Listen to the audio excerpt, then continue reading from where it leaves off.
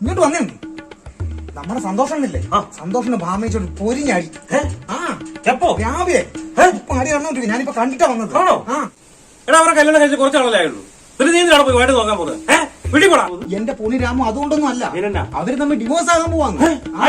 സന്തോഷ് പറഞ്ഞു. സന്തോഷ് കലാമണ്ഡലം ഭാമേ അവൻ ഡൈവോഴ്സ് ചെയ്യുന്നു. ഡൈവോഴ്സ് ആക്കുന്നു. ഇത്രയും നാള് ഞാൻ ടൂൾസ് എടുക്കാതെ വെച്ചിരിക്കുവായിരുന്നു. അവൻ എന്നെ കൊണ്ട് ടൂൾസ് എടുപ്പിക്കും കേട്ടോ. ക്ഷമിക്കുന്നതിന് ഒരു പതിരുണ്ട്, കേട്ടോ. ഞാൻ ടൂൾസ് എടുത്തിട്ടുണ്ട്. നീ ഇവിടെ തന്നെ നിൽക്കണം. ടൂൾസ് എടുത്തിട്ട് പോരുക കേട്ടോ. പോകരുത്. ടൂൾസ് ഒന്നും വേണ്ട. പോകരുത്. നീ പോകരുത്. രാമു, ടൂൾസ് എടുക്കണ്ടേ? ഞാൻ പറഞ്ഞേക്ക്. വെട്ടുതീം കോടൊന്നും എടുക്കല്ലേ. പറയുന്നത് അവയെ കാണിക്കരുത് പ്ലീസ്.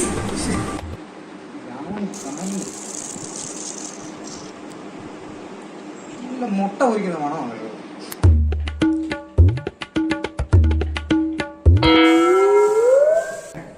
ഇതായിരുന്നു നിങ്ങളുടെ ടൂള്.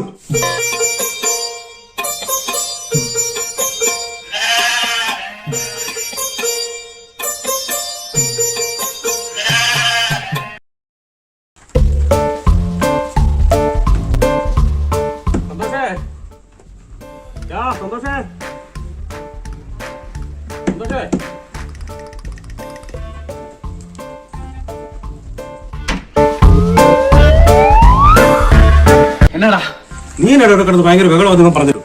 നീ എന്നെ കലാമണ്ഡലം ഭാവേച്ച് ഉപേക്ഷിക്കാൻ തീരുമാനിച്ചോ? എടാ ഒന്നും പറഞ്ഞാൽ നിനക്ക് മനസ്സിലാകത്തില്ല. ഞാൻ ഒരു കാര്യം പറയാം. എനിക്ക് കുറെ കാര്യങ്ങൾ പറയാനുണ്ട്.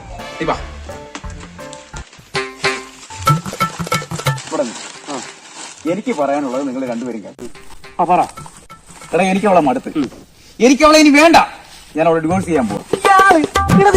മനസ്സിലാകത്തില്ല.